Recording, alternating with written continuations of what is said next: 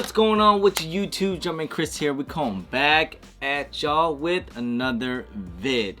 What we have it today, man. Look, I know it's towards the end of the year. Just think about it. We're almost done with 2020. Thank God. Towards the end of the year, a lot of us sneaker YouTubers, we like to do top 10 sneakers of the year. And of course, I gotta do my own list as well. This time I'm doing for this particular model is the Air Jordan 1s. That's right. You guys know me as the AJ1 guy. You know, AJ1 is one of the hyped up shoes, out there right now, of course. And if they come out with so many freaking different colorways per year, and 2020 hasn't been anything different. You guys already know. This year, you know what? Low-key, 2020 had some decent amount of heat for Air Jordan 1s. Even though we are in this situation we are, they still came out with some good amount of heat.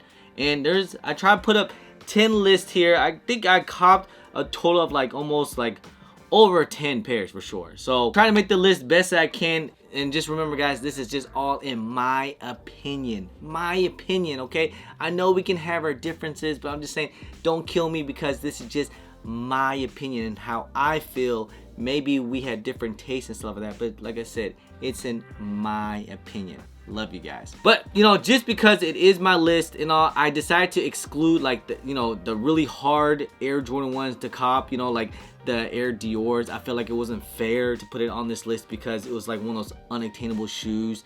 They only made a certain amount and they retail for like $2,000, which is insane. And also I went ahead and took out the Airship 2 as well because it was a pack. Yeah, this is for my list of the best Air Jordan 1s of 2020. Number 10. Number 10, I'm gonna have to go with the UNC 2 Chicago's. This is the women's shoe, I know, but still, I do like this colorway. I do like the leather on here, man. A lot of people, I think people kind of forgot about this shoe. This was a brick shoe when they first released, except for the bigger size, of course, but they were pretty much bricking out, and now they're actually doing pretty decent, and I feel like they're gonna do pretty decent. Number 9. Number 9, gotta go with the Japan Silvers. Now, I think this would have been a lot higher on my list if it wasn't so shiny here, that chrome look. If maybe the lights kind of is a little too much for me and for my taste, especially for a guy's shoe. But still on my list because I think it's pretty dope. I like the materials and everything. The retro of the 2001 Japan version, with the suitcase and all that good stuff. But still, it's a good quality shoe, man. Everything about the shoe is actually pretty freaking nice. They did tank in resale price as of recently, but I still think it's a good shoe to invest in because the price is really cheap. Number 8. Right here, the women's Snakeskin Satins. This would have been a lot higher on my list if it was more satin-like-esque, but it's something a little different. I still dig it. I still think it's a clean looking shoe. Man, I just noticed that a lot of women had exclusive shoes, man, especially during this year. Pretty dope colorway. Got that snakeskin on the side. I know some people weren't really feeling this, but still, all in all, because the red tongue maybe, but I still think this is actually pretty freaking clean colorway. So had to keep at least one in my collection. Number 7. Now I had a hard time picking between 6 and 7. I was kind of flip-flopping and back and forth, but I went ahead and just said number 7 is the Zooms. That's right. Not too much hype on the shoe to begin with. I remember the shoe came out I think it was before the pandemic. These things were I think these things even hit outlets in some places, and they probably hit for retail, and they just skyrocket in price. And you know what, man? This is actually pretty freaking clean colorway. I think the hype on this thing was mainly because it's close to the Dior colorway, but still, I think it's actually pretty fresh. Got the patent leather on the side here. Was able to cop the shoe at a Nike outlet, so that was actually pretty lit. Just a hint of a little bit of that blue sock liner, that light gray and white. It does very well, and of course that icy blue bottoms with that little fade to red to blue. I think it's pretty fire, man. Number 6. Number 6, gonna have to go with the Japan Navies. Now, I like these a lot better than the Silvers. I was trying to give the Silvers the upper hand, but for me as a guy, I really like these Navies, man. These things are actually pretty freaking fresh. The quality with this nubuck and the little bit of that tumble leather all over it, the color blocking these things is actually really freaking nice, man. They did pretty. I think the quality of the shoes actually very well done, and that's the one thing about Jordan 1s. We always gotta judge by the quality. So Gotta put this in number 6. Now, top 5, we gotta go with top 5, man. We're getting into it. And this is gonna get kind of maybe a little controversial because this is where some people might have some differences and might take things a little too hard. But hey, like I said, this is my list. So, number 5. Court Purples 2.0s. Still a clean color blocking colorway, man. You guys already know how the original Court Purples were. These are still the GOAT. But it's still a very nice, clean colorway. I wish the material was a little bit more tumbled. It was just more that regular, you know, leather, smooth leather. It was cool and all, but it's a good colorway. I really dig it. And the reselling price actually kind of went up on these things. These things were going for like only like $220, $230. I remember I actually got a W during the pandemic too as well. So I didn't think these things were that crazy hard to get, but still, these things are actually pretty freaking nice, man. So number 4, boom, it is the smoke gray. Now, I really like this color blocking and what they did with it. Yes, it totally give it that whole Union vibe to it and everything. I think it definitely has some inspiration from it, but still with the suede here on the toe box and on the side too as well, and just everything with the little red color blocking on the top. I'm just surprised that the resale on these things haven't like went crazy just yet. I'm sure a whole bunch of people are holding on to these things. I heard they made a ton of pairs, but still, it's such a clean colorway. Can't wait to actually rock these things. You know, whenever the world opens back up, I'm gonna start rocking a lot of these things. I know a lot of these shoes here are DS and all because, you know, we're during a pandemic. I can barely wear these things. I'm not gonna un-DS a shoe during a grocery store. Number 3, reverse bread 85s, man. I feel like this is almost a forgotten Air Jordan 1. There was a little bit hyped on this shoe. I know a lot of the things been happening around the world since this release.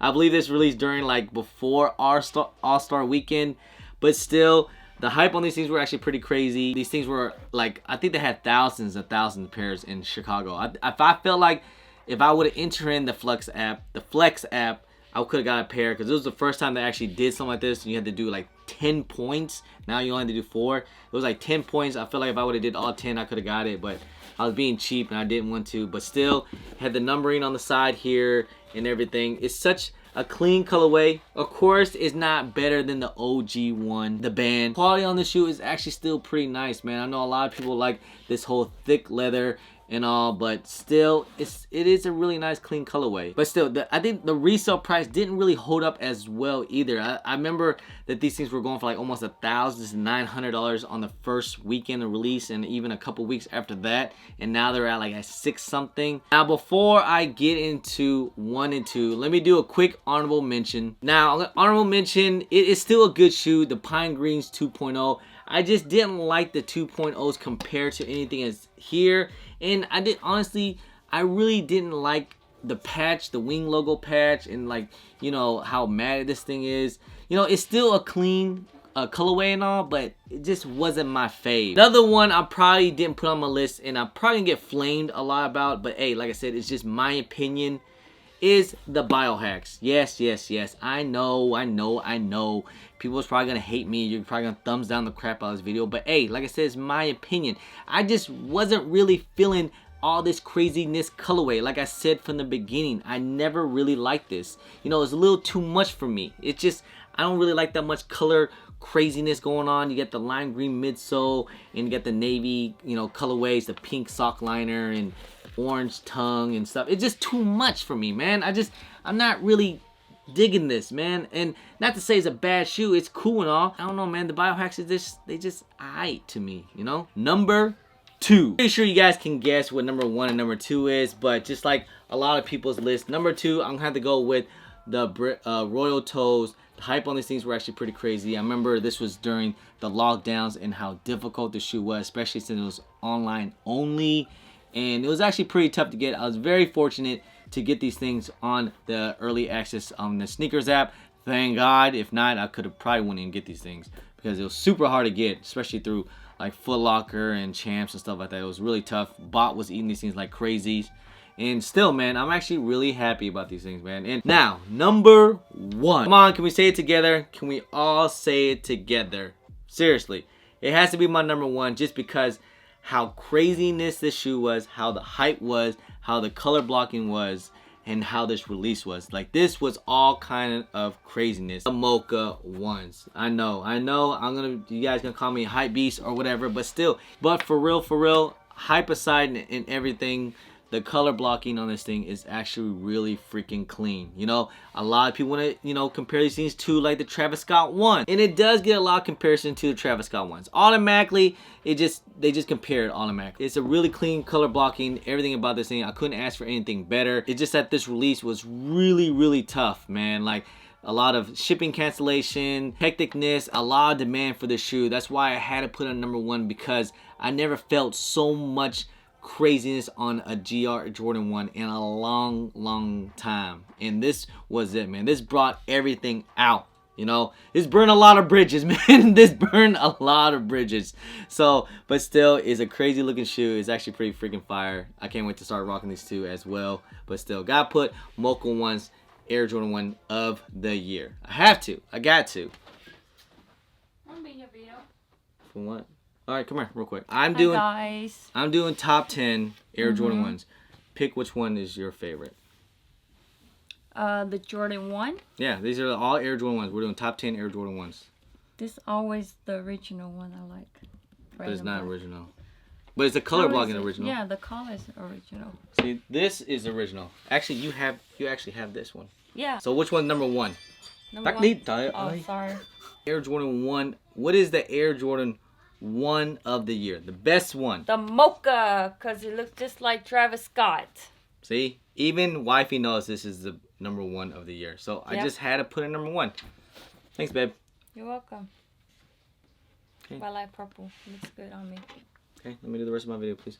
So there you guys have it, the Mocha ones. It have to be the Air Jordan 1 of the year. This is what brought everyone out. The moms, the sisters, the misses, the side chicks, everything, man. It brought everything out. So just my opinion. We can agree to disagree. You comment down below what is your top 10 or top 5, or what is your favorite Air Jordan 1 of the year. Like I said, I try to exclude the Dior's and the Airship because I came in a pack, and I didn't do any lows or mids. You know, I just try to keep it as Air Jordan 1 highs.